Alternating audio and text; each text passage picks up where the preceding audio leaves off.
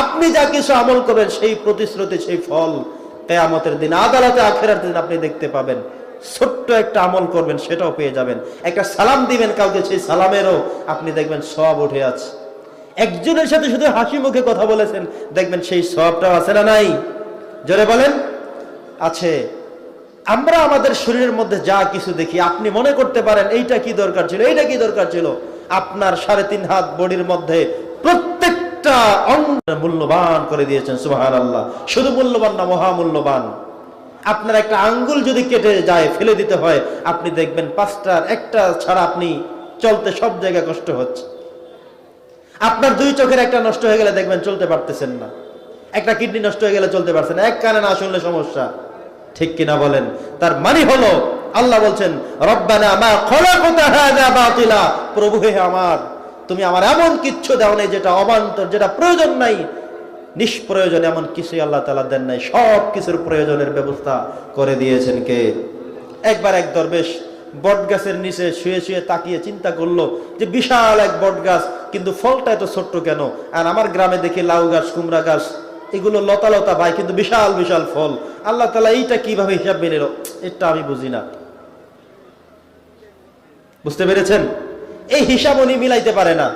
সাধারণ একজন মানুষ, উনি হিসাব মিলাইতে পারে না। বিশাল এক বট গাছ, ফল হলো ছোট্ট, কিন্তু কদু গাছ লতা লতা, কুমড়া গাছ লতা, তরমুজ গাছ লতা, হুট গাছ লতা, এটা বিশাল বিশাল ফল হয়। আল্লাহ তাআলা এই হিসাবটা কিভাবে মিলাইলো, এটা আমার বুঝে আসে না। চিন্তা করতে করতে ঘুমিয়ে গেছে। কিছু সময় পর একদম উপর থেকে একটা বট ফল একেবারে নাকের ডগায় ঠুস করে পড়ছে। লাফে উঠে বসে বসে চিন্তা করলো এটা কেন পড়লো। তিনি এবার সেজদার মধ্যে গিয়ে আল্লাহর কাছে ক্ষমা চেয়ে বলে, হে আল্লাহ, এই বট ফলটা যদি ছোট্ট না হয়ে একটা নারিকেলের মতো হইতো, কদুর মতো বড় হইতো, কুমড়ার মতো হইতো, তাহলে আজকে আমি এখান থেকে বাড়ি আর যাওয়া লাগতো না, লাশ হয়ে বাড়ি যেতে হতো। অতএব রব্বানা মা খলাকতা হাযা বাতিলা, প্রভু হে, আমার বুঝতে কষ্ট হতে পারে, আমি না বুঝতে পারি, কিন্তু তোমার সৃষ্টি কোনোটাই অবান্তর নয়, অযথা নয়। তুমি যা সৃষ্টি করেছো সব ঠিকঠাক মতো সৃষ্টি করেছো, বলে সুবহানাল্লাহ।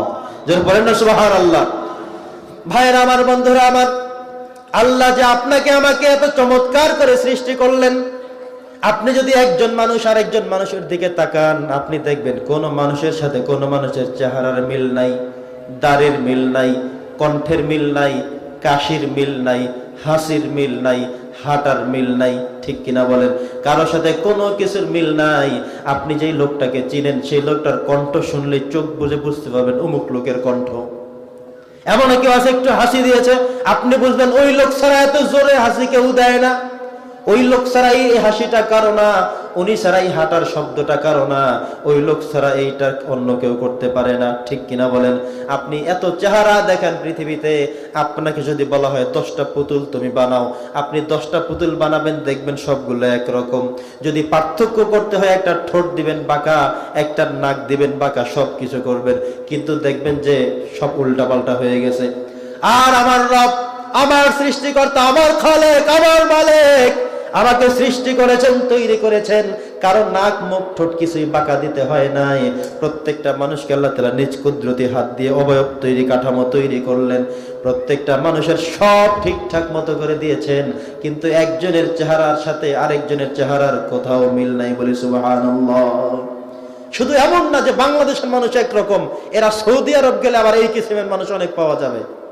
এই চেহারার মানুষ সৌদি আরব আছে, আমি মোবারকুল কারীম যেমন, ঠিক এই চেহারার মানুষ সৌদি আরব আরেকজন আছে, এই চেহারার মানুষ ইরানে একজন আছে, কুয়েতে একজন আছে, হবে এমন।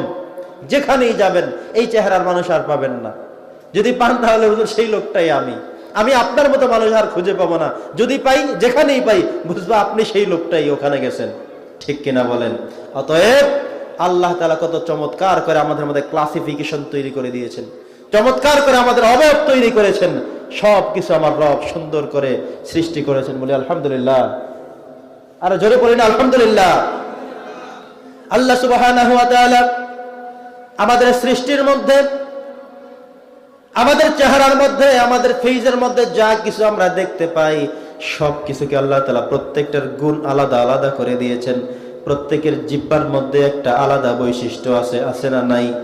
জিহ্বা যেই কথাটা বলবে সেটা যদি সারা শরীরের বিভিন্ন জায়গায় লাগায় দেন, কোনো জায়গা বলতে পারবে না। একটা জিনিস আপনি, এটা তিতা না চুকা না একটু মিষ্টি জাতীয়, কম মিষ্টি না বেশি মিষ্টি, এটা কোথায় টেস্ট করবেন? কথা বলেন। জিহ্বায় দিয়ে। আপনি যদি ঠোঁটের সাথে লাগিয়ে রাখেন, টেস্ট আসবে? এই হাতের তালুতে দিয়ে চান যেটা মিষ্টি না চুকা, হাত বলতে পারবে? শরীরে এমন কোনো অংশ বা অঙ্গ আছে যে ওখানে লাগাইলে সেইটা অন্তত বলতে পারবে না চুকা? আছে? আছে। আপনার নাকের মধ্যে যে ঘ্রাণটা আপনি পাবেন, এটা কি শরীরের অন্য কোনো জায়গায় ধরলে নাকের বিকল্প হিসেবে ওই অঙ্গটা আপনাকে বলে দিতে পারবে, হ্যাঁ এটা সুন্দর ঘ্রাণ, ভালো ঘ্রাণ, মন্দ ঘ্রাণ বলার সুযোগ আছে? কথা বলেন আছে? সুবহানাল্লাহ পড়েন, সুবহানাল্লাহ। আল্লাহ তাআলা আমাদের যা কিছু প্রয়োজন 3.5 হাত বডির মধ্যে স্ট্রাকচার করে সুন্দর করে দিয়েছেন। আল্লাহ যেই কয়টা জিনিস আমাদেরকে এমনিতেই দিয়ে দিয়েছেন, আপনি যদি কিনা শুরু করেন যে একটা মানুষকে আমরা বানাবো টাকা পয়সা দিয়ে, তাহলে একটা চক্ষু কিনতে যাইবেন, 1 লক্ষ টাকা দিল, কোনো মানুষ কি রাজি হবে? ঠিক আছে 1 লাখ টাকা আমার চোখ নিয়ে যাও, মানবে কেউ? আর 1 লক্ষ টাকা দিয়ে আরেকটা চোখ, 5 লাখ টাকা দিয়ে একটা কিডনি, আরেক 5 লাখ টাকা দিয়ে আরেকটা কিডনি। আপনাকে 5 লক্ষ টাকা দিলে একটা ঠ্যাং ছুটে দিয়ে দিবেন? আছেন কেউ এমন? আপনি যদিও জানেন কালকে মরে যাবেন, তারপরেও কি দিবেন না? একটা হাত দিয়ে দিবেন যদি 1 কোটি টাকা দেওয়া হয়, মানবেন? সুবহানাল্লাহ পড়বেন না? এই 3.5 হাত বডির মধ্যে আমার রব এই সব কিছু দিয়েছেন। ওয়া আখিরু দাওয়ানা আলহামদুলিল্লাহি রাব্বিল আলামিন।